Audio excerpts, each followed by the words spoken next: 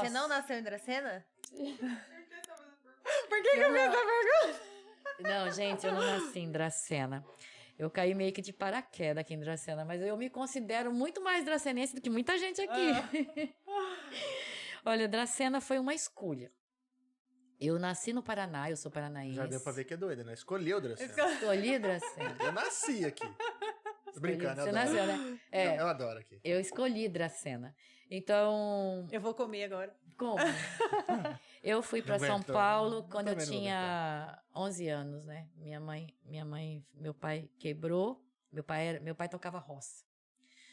Chamava gato naquela época, né? Eu juntava um monte de boia fria e arrendava terra, plantava.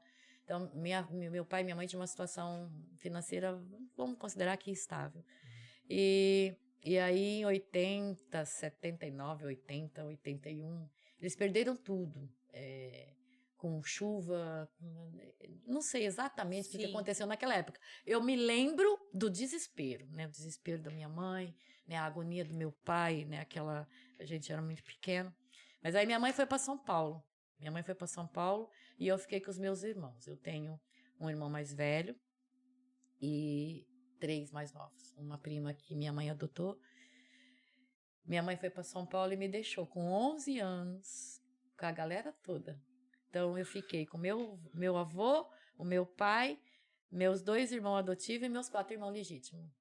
Todos na minha responsabilidade. Nossa. Eu era tão pequena que, para cozinhar, minha mãe fez um banquinho e colocou do lado, assim, do fogão de lenha para mim poder alcançar fazer comida para ele. Né? Era fogão de lenha. Fogão de lenha. E pensa numa turma que comia. Era meio saco de arroz por dia, pelo amor de Deus. Acredito. Uma panela de ferro desse tamanho, assim, ó.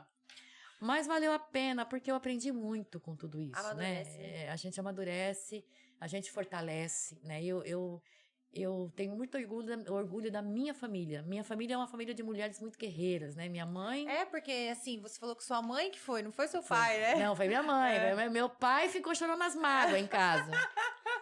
Foi minha mãe que foi. Então, minha mãe é uma mulher muito guerreira. Minha mãe é uma fortaleza em pessoa, um exemplo de vida. Então... E aí ela foi para São Paulo porque minhas tias moravam lá e minha tia trabalhava com lavanderia. E ela foi trabalhar com lavanderia. Aí passou uns 6 meses, ela já montou uma para ela. Né? Já montou uma para ela. Aí depois de 6 meses ela veio buscar a gente. Aí a gente foi para São Paulo. Então eu fiquei em São Paulo até 2008. Aí eu trabalhava, estudava. Eu comecei trabalhando no Bradesco. E o Bradesco é casamenteiro, você sabe, né? Sim. Aí casei no Bradesco. Meu marido também trabalhava no Bradesco. Eu trabalhava como caixa e ele era subgerente. Então, a gente casou. Meu casamento foi uma lástima. Foi? Por quê? Não, deixa ele assistir. Não tem problema, não. Conta só a verdade. Eu conto só a verdade. Cara, bichinho. Vou te contar a ida para São Paulo, depois eu volto no meu casamento para você. Ela vai refletir. Dá um podcast só do casamento. Só do casamento. Aí, minha mãe montou uma lavanderia e levou a gente pra lá. Quando eu comecei a namorar o Elias foi meu primeiro namorado e único. Namoramos, casamos. Eu trabalhava no Bradesco e eu precisava, né, aí já começar a minha vida, né? Sim. Então, eu fiquei grávida da minha filha mais velha, que é a Daiane. Eu tenho 2 filhas. E agora eu tenho 2 netas. Oh! A Helena e a Giovana. E não tinha como deixar ela com alguém, né? Porque o Bradesco não dava essa segurança. Hoje tem muitas alternativas, sim. né? Mas na época não tinha. Isso foi em 86. Eu casei em 89.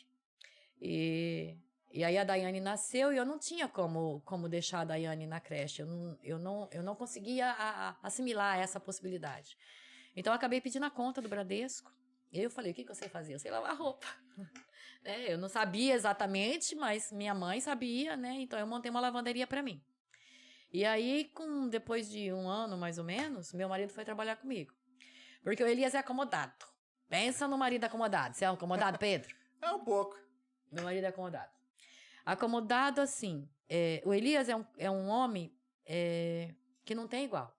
Na questão de honestidade, de caráter, não tem igual. Mas pensa... ele nasceu lá em 1960 e continua lá. Ele Não evoluiu, não não evoluiu. evoluiu. E não Entendi. quer evoluir. Então, nessa época ainda era melhor, hein? Nessa época ainda era melhor. Mas o Bradesco começou a mudar, né? Essa questão de computador, de tecnologia. Então, ele tinha que fazer faculdade para aprimorar. Sim. Porque até os memorando, porque na época era memorando, né? Aham. Até os memorando que ele tinha que fazer no banco, era eu que fazia para ele. Ah, Entendi. Elisa. Ah, mas não é folgado? Eu tô falando. Mariana não faz meu trabalho, não. Tá. Você vai dormir pra fora, sabe? Aí, É verdade, você não dorme, lembrei. não. Aí que ele fez? Melhor eu ir trabalhar com a Giz, né? Aí ele pediu a conta do Bradesco e foi trabalhar comigo. Então, nós trabalhamos na lavanderia durante 18 anos quase, né? Então, eu criei a Daiane dentro da lavanderia, a Dayara nasceu dentro da lavanderia. Eu fui pro hospital, fiquei grávida da Dayara, fui pro hospital numa sexta-feira, tomei um copo de pinga com arruda pra forçar o parto. Ai, meu Deus. Pra Os médicos escutam isso, escuta isso, agora. infarta. Aí, entrei em trabalho de parto na sexta-feira, ganhei ela na madrugada do sábado, fiquei no hospital domingo, segunda-feira, 9 horas, tava trabalhando. Ela foi pinga com a ruda e minha mãe tava no motel. Ela é muito Cesárea. grande. Ela nasceu com 54 centímetros e 4,2 kg. Caraca. Ela não nasceu normal, aí teve que fazer cesárea. Então aí... Nascer normal foi legal, ó. Não foi normal. Muito bom. É verdade. Você não tem lógica. nasceu normal. Não, mas sim... Show pra mãe, né? O período de São Paulo foi um período de aprendizado.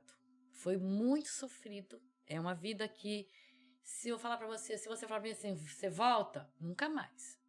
São Paulo, pra mim, é só quando eu vou a trabalho, e aí eu vou num dia e eu pego ônibus de noite, Só um bate e aqui, volta, faço o que eu né? tenho que fazer lá, de tarde eu tô de volta. Essa última vez que eu demorei 2 dias, porque eu fui ver minha mãe e meu pai, que eles moram lá perto de Atibaia. Mas eu vou num dia e volto no outro. Não é uma vida que eu quero mais. Eu sofri muito lá, muito. O Elias bebia muito, porque o pai dele foi assassinado aqui.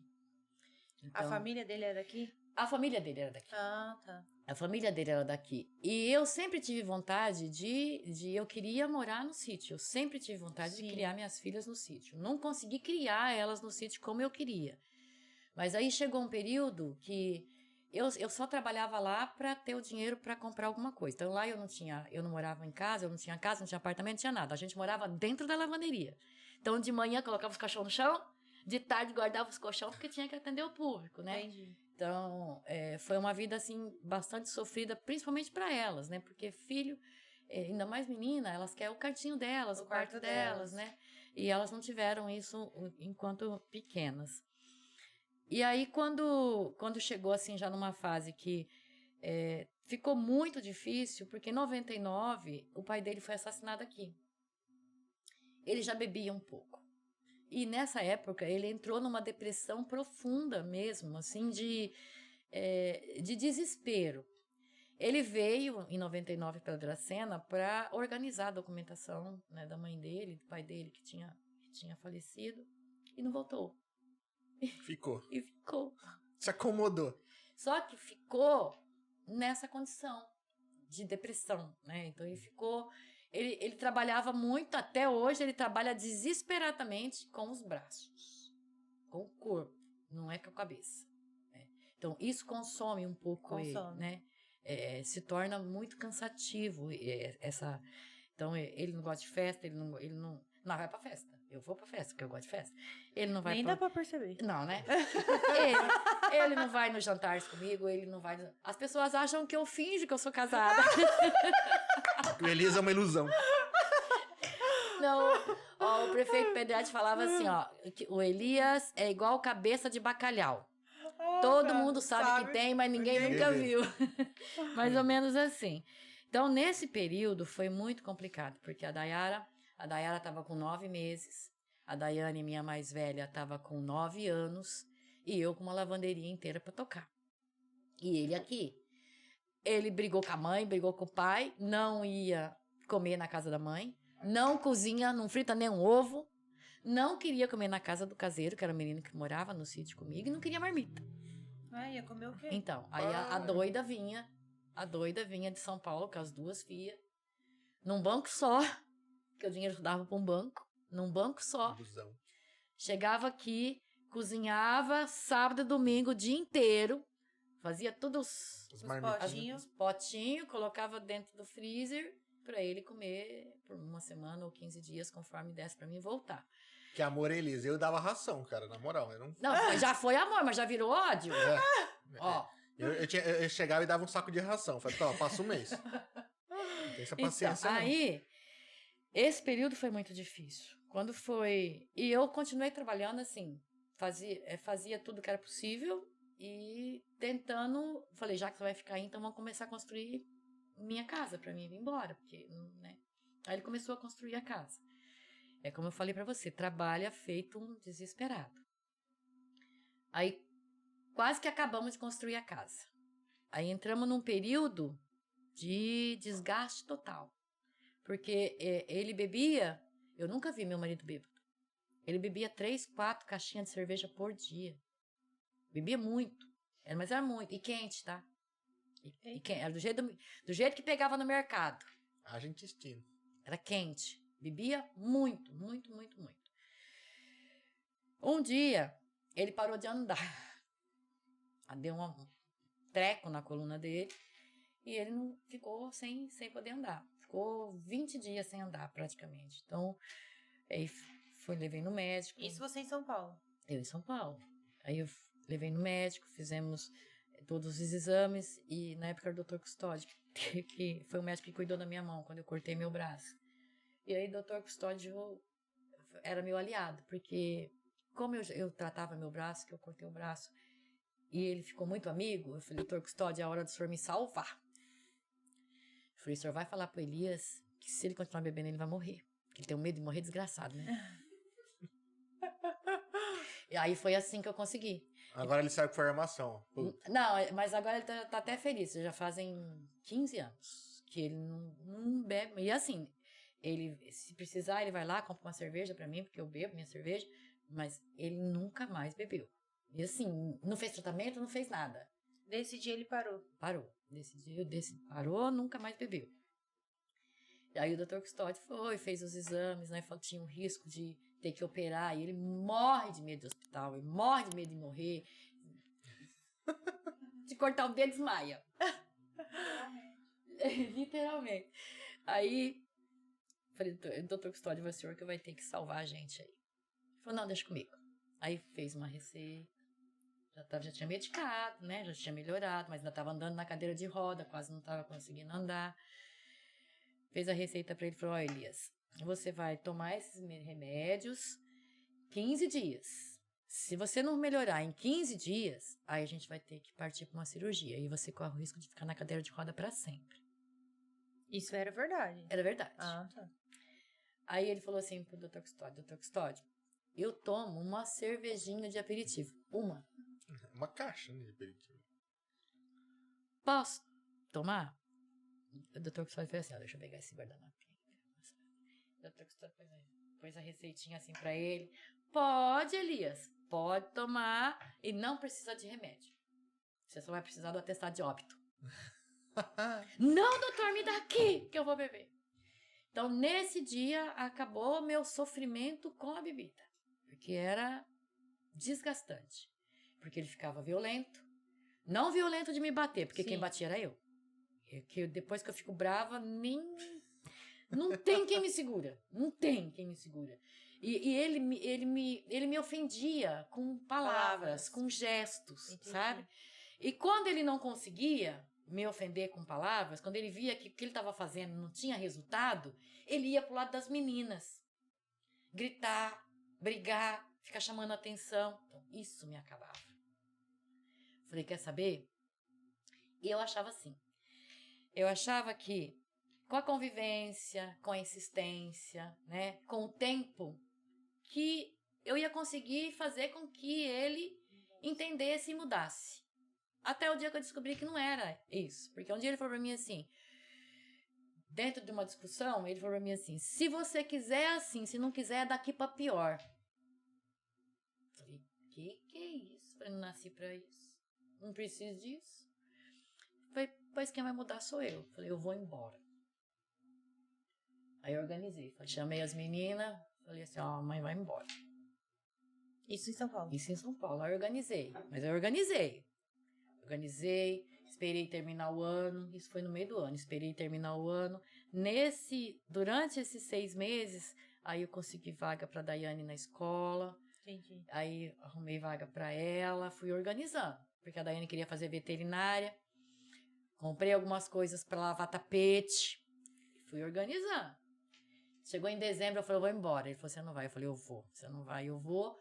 Peguei as meninas, coloquei dentro do carro só com o mínimo possível, enchi o tanque e vim embora. Minha gasolina acabou no posto policial. Você lembra de um posto policial? Sim, sim. Minha gasolina acabou no posto policial. E não tinha R$1 para completar, para acabar de chegar. Sorte que a gente já conhecia pessoas aqui. Quem me salvou foi o Tonho Polidor. Liguei pro Tonho e falei, Tonho, minha gasolina acabou. Paula. Sim. Ele foi me buscar. Aí me levou gasolina, me buscou e me levou pro sítio. Foi que eu acabei de chegar. E chegou nesse sítio, não tinha nada nesse sítio. Viver de quê, gente? Não tinha nada no sítio. E Só ela tinha a estava casa. com quantos anos? A Dayara tinha 9.